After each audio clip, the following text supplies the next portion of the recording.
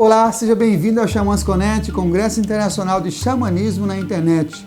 Agora você assistirá a palestra Cura e Transformação Pessoal com a querida Sandra Ingerman, que é reconhecida mundialmente por trazer para a cultura moderna métodos de cura da cultura antiga, adequados às necessidades de nossos tempos. Ela é autora de 9 livros, entre eles Resgate da Alma, Reencontre dos pedaços da alma que você perdeu, Jornada Xamânica, um guia para principiantes, Cura e Pensamentos Tóxicos, ferramentas simples para a transformação pessoal. Lembre-se, papel e caneta na mão, tablet ou celular para fazer suas anotações. Aproveite também e se inscreva em nosso canal, curta e compartilhe o link deste vídeo com seus amigos. Essa é uma das formas de você apoiar positivamente esse projeto. Fica agora com a fala inspiradora de Sandra Ingerman. Que as melhores energias cheguem até você. XamasConet, primeiro Congresso Internacional de Xamanismo na internet. Arrou, Metacuye Oiasim, por todas as nossas relações.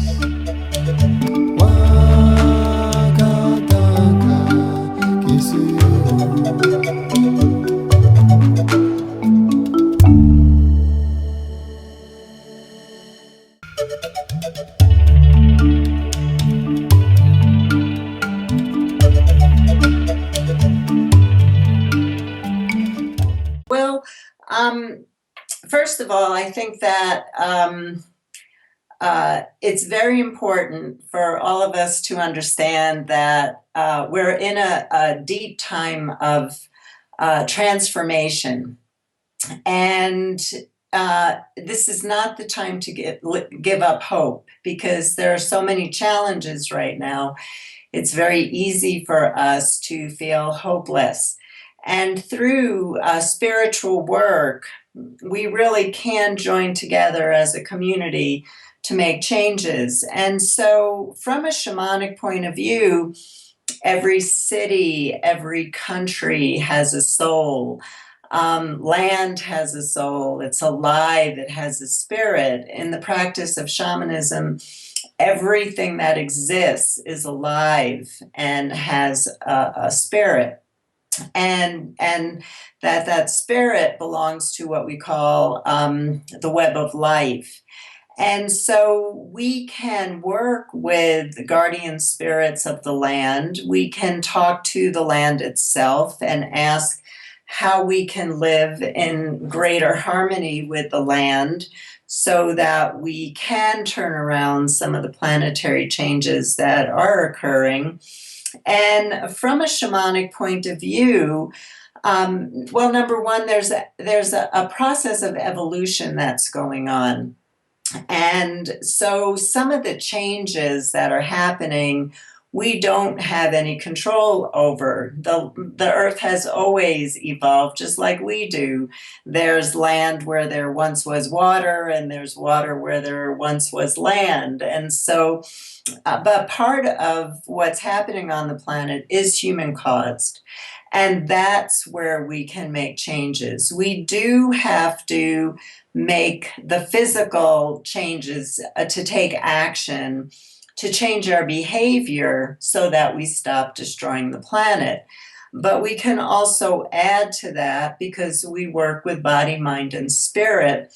And so we can add to the physical changes that our behavior, how we behave towards the earth and all of living beings, the plants, the trees, the animals, earth, air, water, fire. We can change our behavior towards life and how we treat life and how we walk on the earth with honor and respect. But we also can add spiritual practices such as, what are we thinking about right now? Are we thinking that things have gone too far and that we can't heal what's happening right now? Because what we're thinking about creates that road. It's like a train being on a station. It's taking us to a station. So if we have self-defeatist thoughts and attitudes, our self-defeatist thoughts and attitudes will lead us to a defeatist outcome. And so it's tricky. There's a paradox where we have to learn to honor the truth and the reality of what's happening. Things aren't looking so good right now. But if we keep looping the same thoughts all day long, things are bad, they're getting worse, it's not going to work out. That's the outcome we're going to see. So we have to learn with discipline. Shamanism is about discipline, and it's about learning how to live a way of life. And with discipline, we have to be able to say, yes, things aren't good right now. But as we join together as a global community and change our behavior and work together to pray and do ceremony together, we do have the possibility to create change. In shamanism, words are magic. They're seeds that we plant, and they're going to grow into plants. And so we have to think about, what are we growing? Because what we feed grows. So along with our thoughts, what are the words we say to ourselves, and what are the words we say out loud during the day? Because that vibration goes up into the universe and then manifests down as form. So what are we feeding? What we feed grows is a very key principle. And then the other thing too is that from a shamanic point of view, we're dreaming the world into being through our daydreams. And so the world that we're seeing today is what we're dreaming into being. And so we have to learn how to, as a global community, come together and start to focus with discipline. What is the world that we want to live in? What would the planet look like? What would the air smell like? What would the sounds of nature be? The laughter of children, people feeling that they're living from a life of joy and abundance, not inequality, and that everybody is honored. What would that look like, feel like, smell like, taste like? Really being able to engage all of our senses and live from the dream as if it's happening right now. So those are just a few things to start with in answer to the question.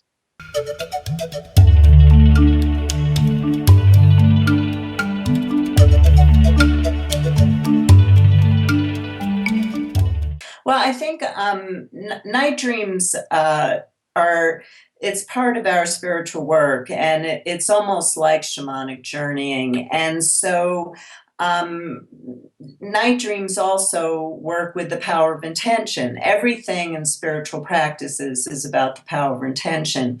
So number one, setting an intention before you go to sleep. You can ask for a particular dream, like I need healing.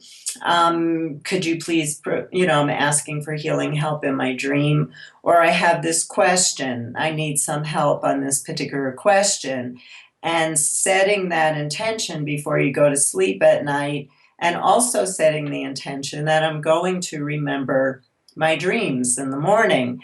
What I tell people is, if you ask for a healing dream or if you ask for guidance and you don't remember it, one is, don't assume it didn't happen in the dream, but that you got what we would call in English a download through your psyche, where you got the healing and you got the information that you needed.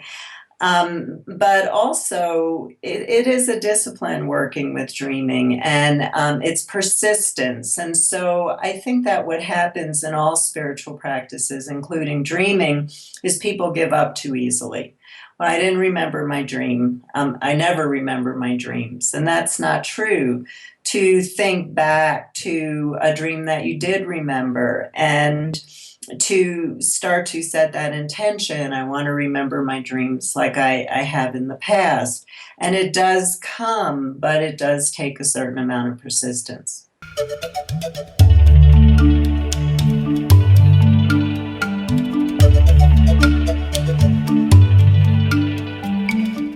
Well, it's a very tricky question, because in shamanism, we look at the spiritual aspect of illness.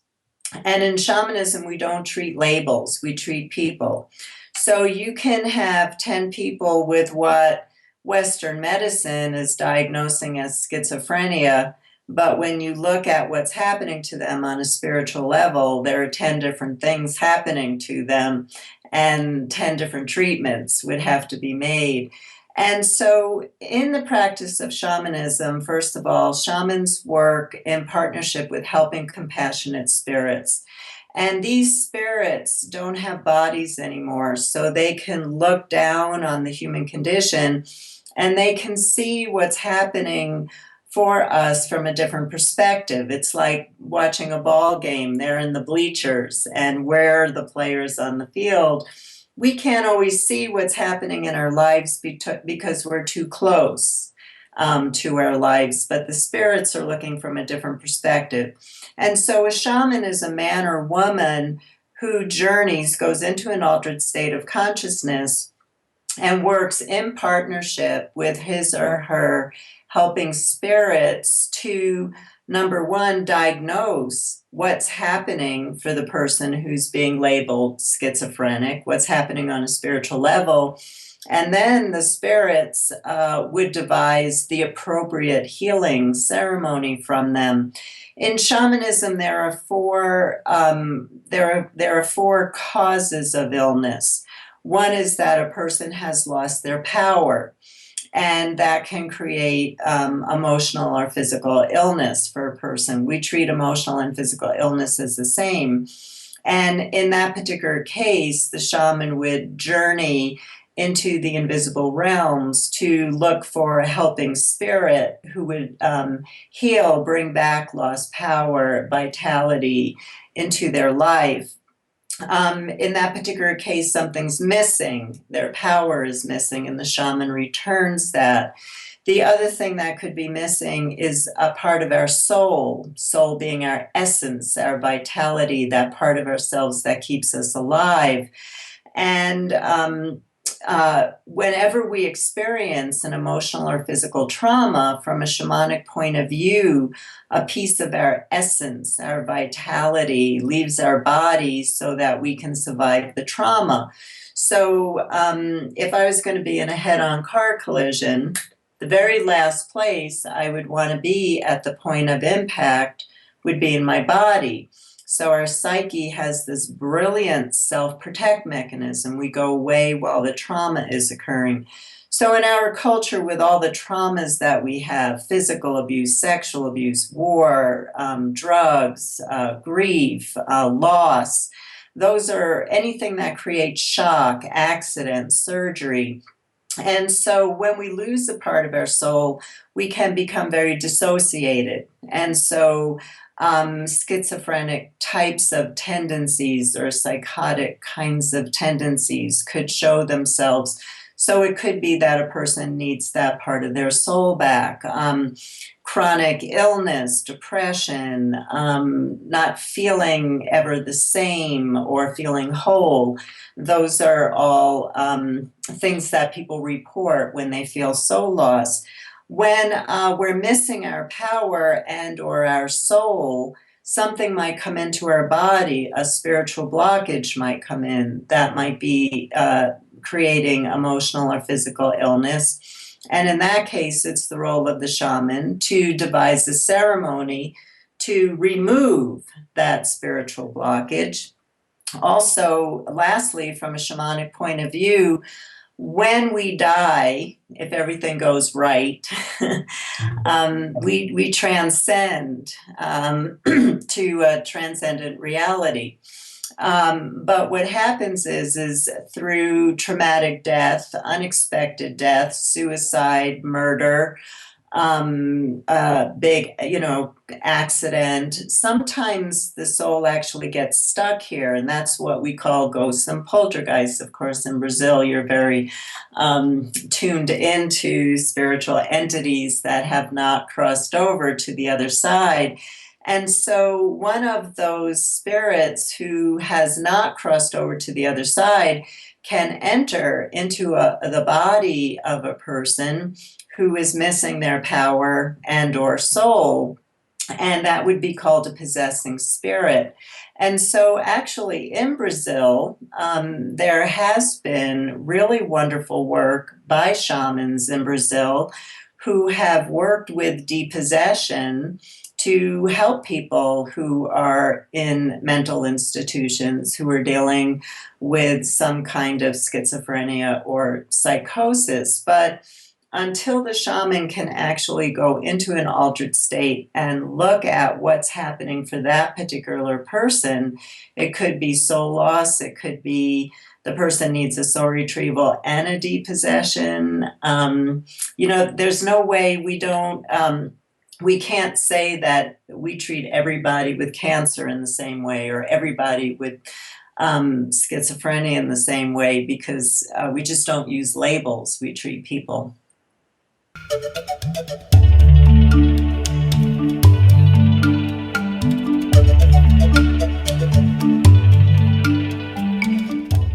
Absolutely.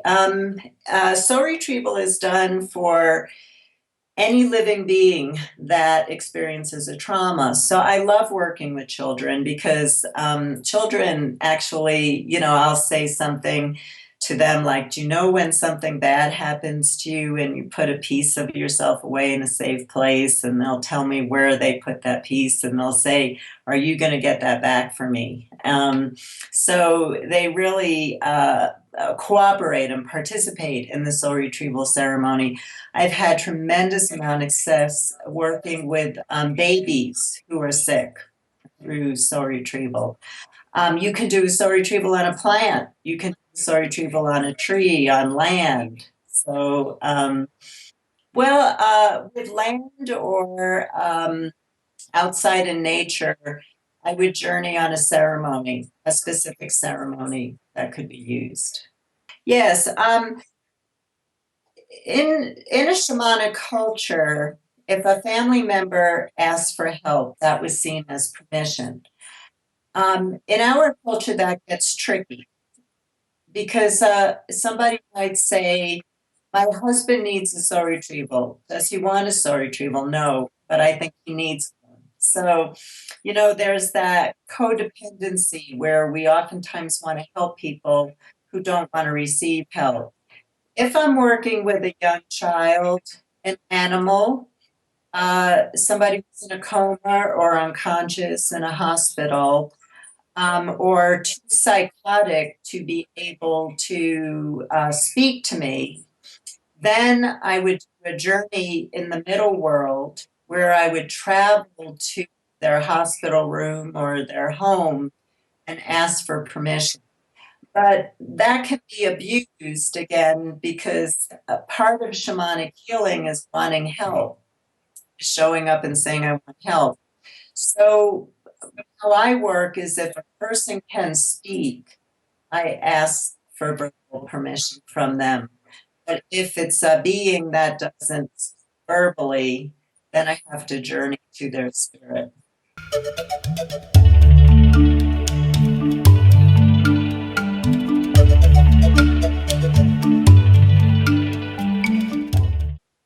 Well, I train a lot of practitioners who specialize in past life soul retrievals. My power animal, my helping spirit, who I've been working with for over 30 years, he doesn't always like to do past life soul retrievals because he says, we're here now. Stop getting so stuck on the past and focus on the now.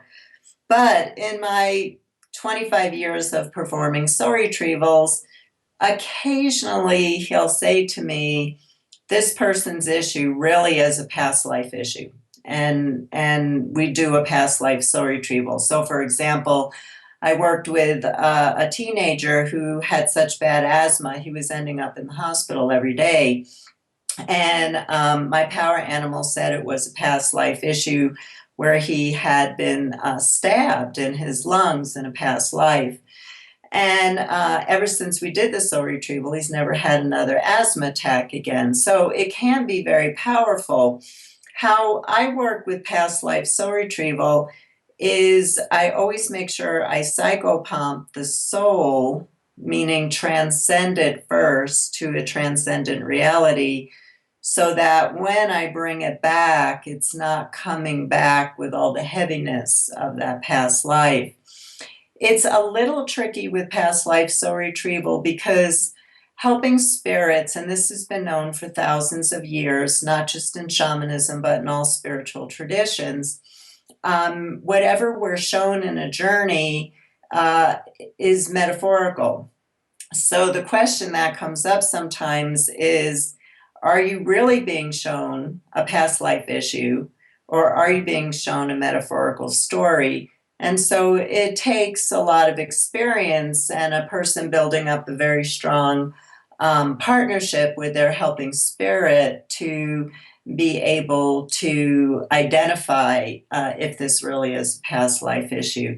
But again, some people, part of the problem we have, past life work is very powerful. I'm not going to invalidate that. But part of the issue for people in today's world is they would rather see their issues as something that happened in a past life than taking responsibility for living here in the present now and doing the healing work that they need to do to bring their life back into harmony and balance again. So as a teacher, I just always caution people about doing a past life soul retrieval, because if a client is just going to walk around saying, well, my issues are due to this past life and I have no control over it, that's actually not true. But we see a lot of people doing that because it feels like a lot to have to deal with our life in the present. And it is a lot.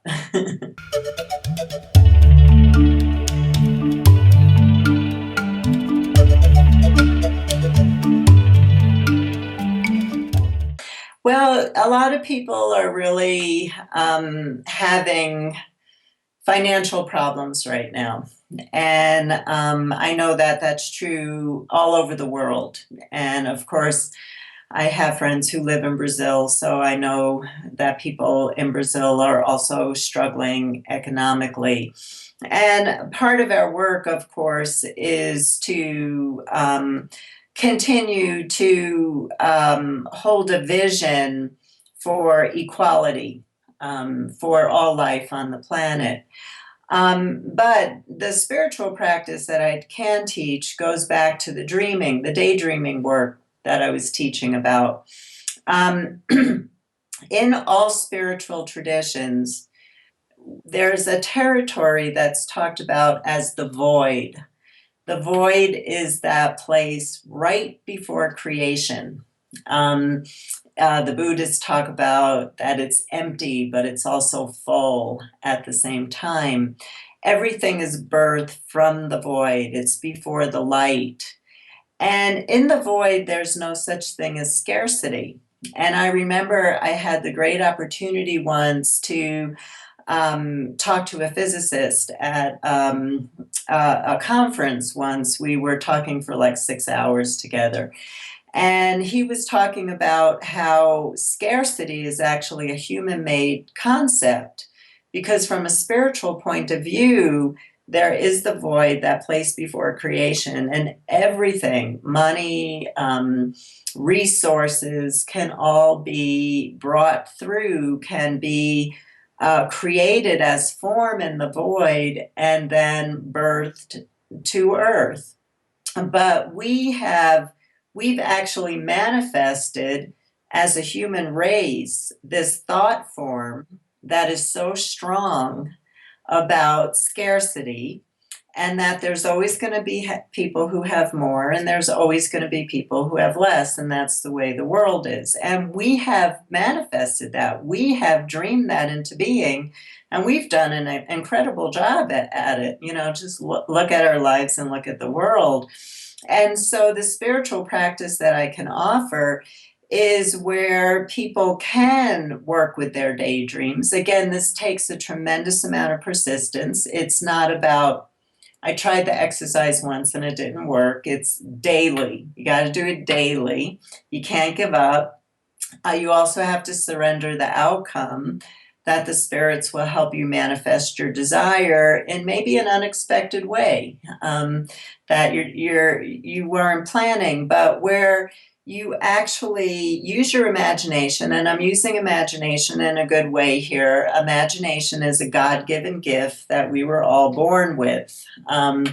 And it's how we create. Imagination is how we create. It's how we created the world we're living in now, and it's how we're going to change it by imagining something different.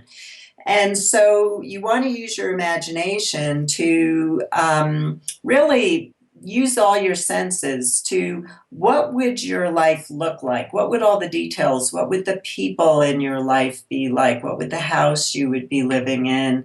What would the job be? See yourself sitting at the job, smiling, people coming up to you saying, congratulations, you got the job you wanted. Listening to all the sounds. What would your life sound like? Would you be sitting in your house and hearing birds outside, or would you be sitting in your house and hearing water? Get all the sounds and smell, take deep fragrances, really bring yourself into that life, just like we breathe here now when we smell the air that we breathe, and feel the joy in your body, feel what it would feel like to have manifested this dream, and walk around and touch objects in your house and feel your hands on your desk at work or whatever work that, make sure you're using your senses to touch what would be around you, the objects that would be with you at work, and taste food that you would be eating in this abundant life. And again, you have to step into the dream. That means don't visualize it as if you're watching TV or a movie, but you really want to be in the dream. So you're walking around and you're seeing out of your eyes from that dream, and you're smelling from that dream, and you're hearing from that dream. So you're really in it. You've put yourself into that world, and it's here right now. And I've taught this method to thousands of students, and people have, gotten jobs that they didn't expect, or things have turned around for them. But again, persistence is really necessary, because again, everything from a shamanic point of view and in all spiritual traditions, everything is manifested in the invisible realms before it's manifested into the physical. So we do our work in the invisible realms with our daydreams, and then they birth into this world, just like we plant seeds. But at the same time you're doing the dreaming work, it's very important to do releasing ceremonies like fire ceremonies, or burying into the earth, or blowing into the air, those beliefs that say, it sounds good. Ooh, I love this dream, but I don't believe I can manifest it. Somebody else can manifest it, but I can't. So what happens is people do their dreaming work. They're seeing, they're hearing, feeling, tasting, smelling their dream, but their unconscious is saying, you can never have this. And so what ends up manifesting is your unconscious belief that you can't have this. So it's very important that while you do your dreaming work, at the same time, you keep going inside yourself to identify the blocking beliefs, the self-sabotaging beliefs that you have, that you can't have this, you can't manifest it, you don't deserve it, you don't have enough power to create this dream, it's impossible. You have to release those beliefs, and you can do that by giving those beliefs to fire, or blowing them into the air and asking them to be transmuted to love, or burying them in the earth, coming up with some ceremony to do.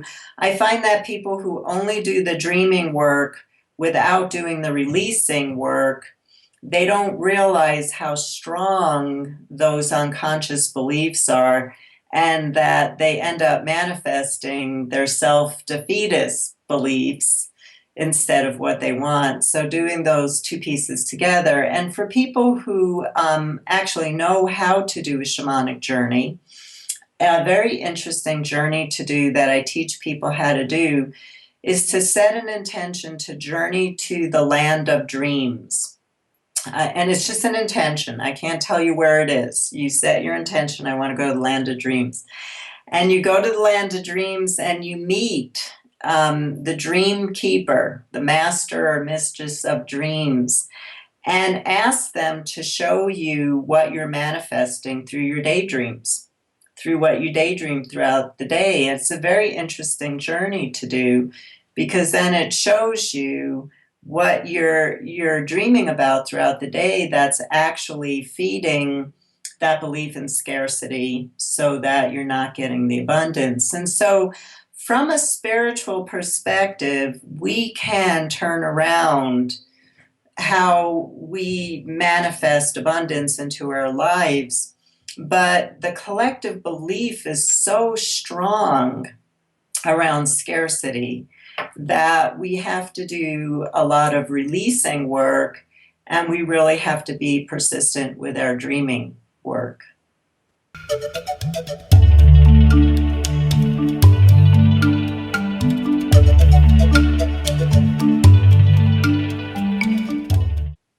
Well, if you know how to journey, that's a great journey, to go back before you were born and actually see yourself as a spirit as you're looking down on this great earth, and ask what your soul's purpose is, because the nature of human beings is to project.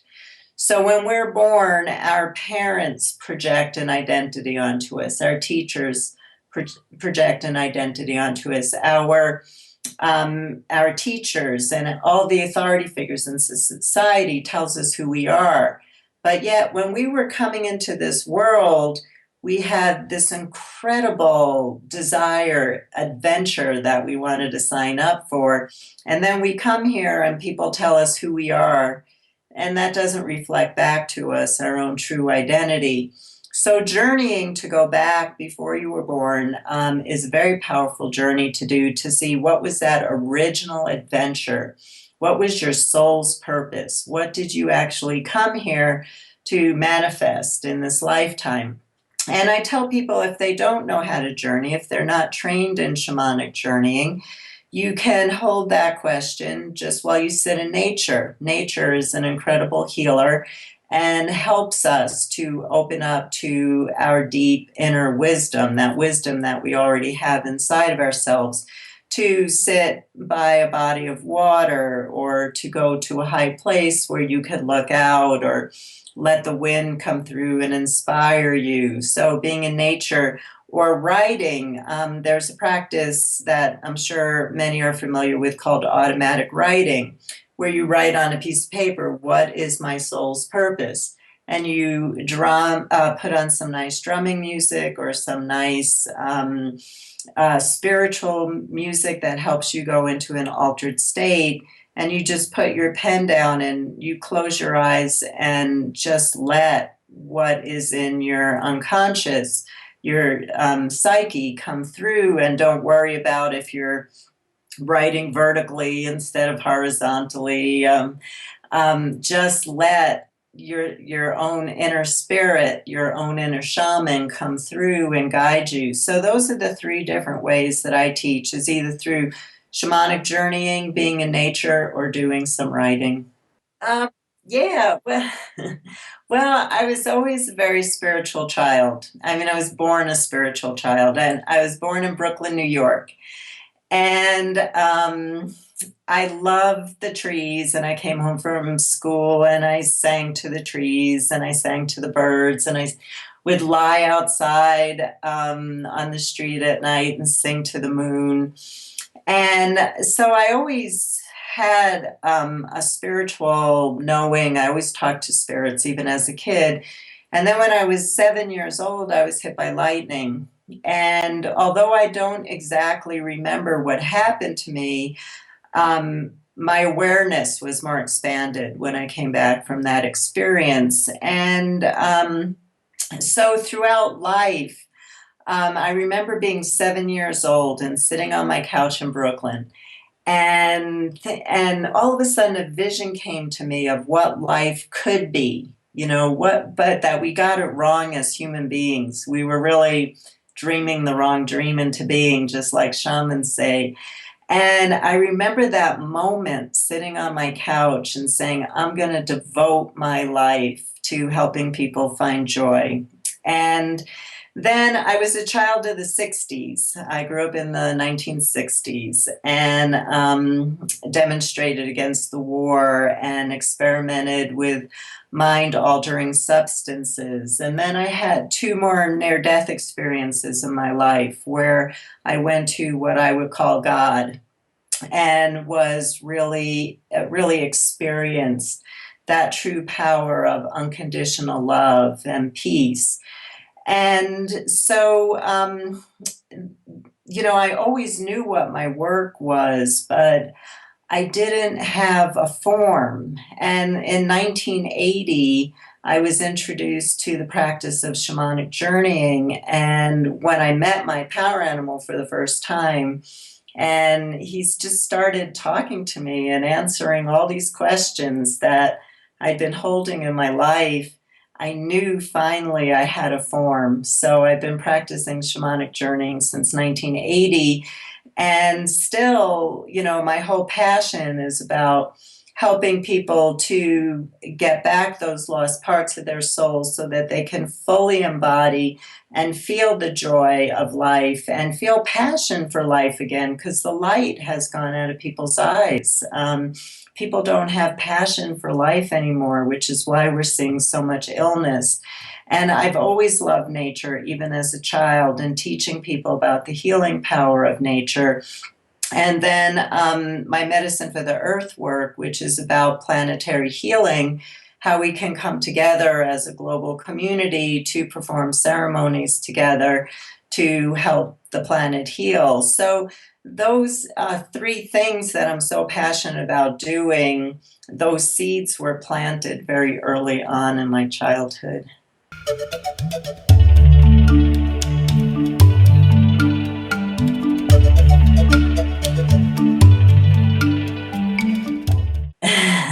Well, I love teaching. I love teaching. I love being out in nature.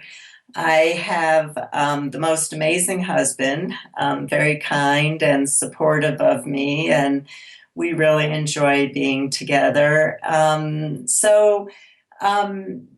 Being out in nature, being with my husband and being out in nature is a real healing force for me, brings me my greatest joy.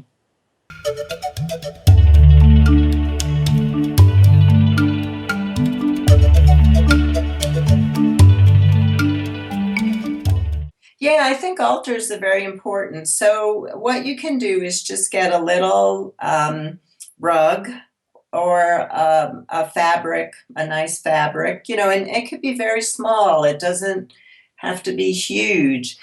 And put a candle on it and maybe some flowers, and go out into nature and find a stone or something that feels holy and sacred to you.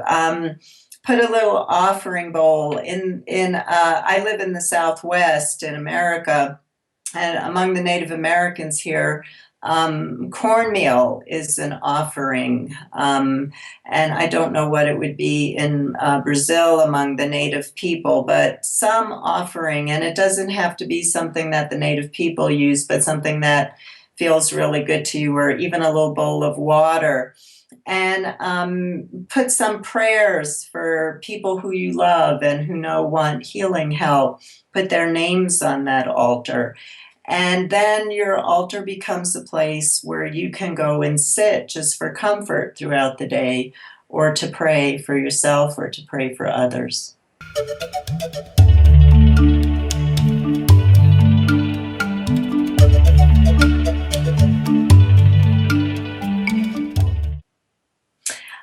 Everybody asks that question. In a shamanic culture, it was the fact that another person was willing to intervene in the spiritual realms on your behalf was where the power of the work was. What I find is a lot of people who I work with, they can see where their soul fled to, but they can't get that physical experience of feeling like it's back home again. You know, they need somebody to do that part for them. So what I tell people is it's worth a try, but if you don't feel different afterwards, then it's important to find a shamanic practitioner. And also, some people have very powerful, spontaneous soul retrievals in their journeys and in their dreams. I hear a lot about people where they were journeying on something else, like where should I go on vacation? And all of a sudden they get this soul retrieval, or they're dreaming at night and all of a sudden their soul returns. So it's possible, but the key again is everything in shamanism is about results. So how do you feel afterwards? That's the key.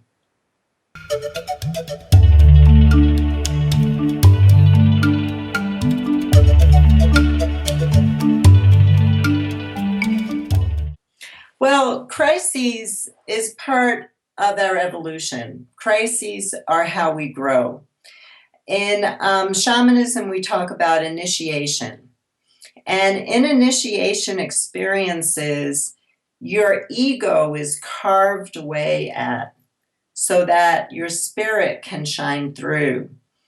And so everything in nature, everything that grows has some crisis that helps to strengthen them and to, with people, to make them more authentic and to let go of the ego and personality that's always running us so that we can be stronger spiritual beings, which is why we came here. So it's unrealistic to think that we're never going to have crises, because when you look at nature, anything that stops growing dies. And it is through our crises that we do grow and we do evolve and we do find more of our soul's purpose and our authentic nature and become our truer self. The key is to learn how to not drown in the crises, but to more move into a place of observation. This is what's happening right now. And to find really simple spiritual practices. I always say the simpler the better. Like putting one word that you love, like radiance or joy, on a piece of paper and putting it on your desk. Or listening to a nice piece of music for even a few minutes a day, something that uplifts you. Or taking a walk in nature, to do something really simple while that crisis is occurring will help you to ride out the storm and to remember that all storms end at some point, and we grow into shinier beings through those crises.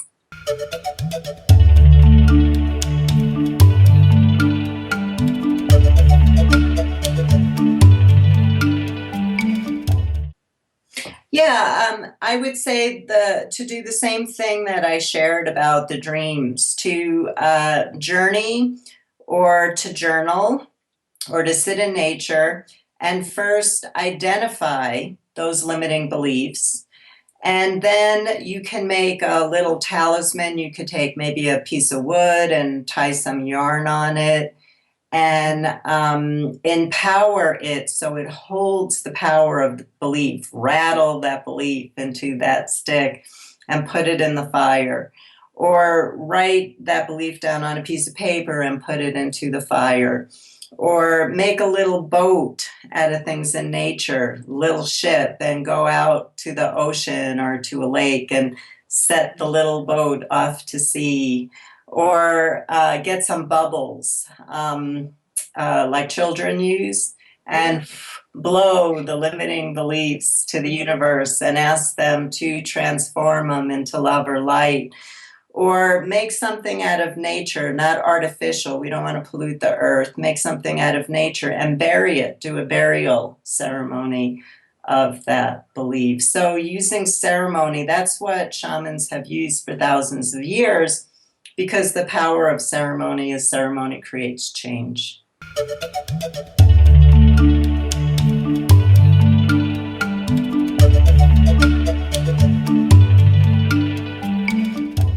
Yeah, I just think it's really important for us during these times of change to, number one, work in community. If you have any spiritual practices that you know, to introduce them to your community, because what we know from shamanism is that the more people who work together, the change and the healing that happens is exponential versus what we could do on their own. So find people either in your local community or reach out on the internet too. There's a lot of global communities who are working together right now in prayer and ceremony to create change, and to just understand that everything that manifests in the physical world started in the spiritual realms.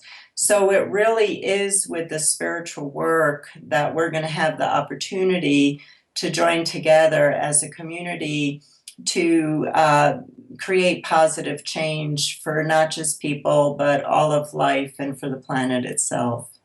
So I just want to send everybody my blessings and thanks for all the good work that you're doing. Gostou da palestra? Se você chegou até aqui, provavelmente sim. Sou Samuel Souza de Paula, idealizador do XamasConet, Congresso Internacional de Xamanismo na internet, e autor do livro Práticas Bioxamânicas, Despertar das Capacidades Interiores. E é uma alegria saber que está prestigiando este evento, onde grandes condutores xamânicos compartilham as melhores práticas para o reconhecimento do seu poder pessoal, manter melhores relacionamentos, desenvolver sua espiritualidade e ampliar sua consciência com dicas, jornadas, segredos e um conteúdo imperdível. Deseja apoiar e se beneficiar ainda mais com esse projeto? Acesse ao site XamasConet.com.br e informe-se. Que as melhores energias cheguem até você. Arro, Mantaku Yoyasi, por todas as nossas relações.